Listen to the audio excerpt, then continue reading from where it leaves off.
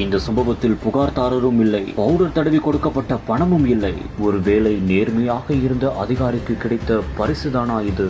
நெல்லை சம்பவத்தின் பரபரப்பு பின்னணி.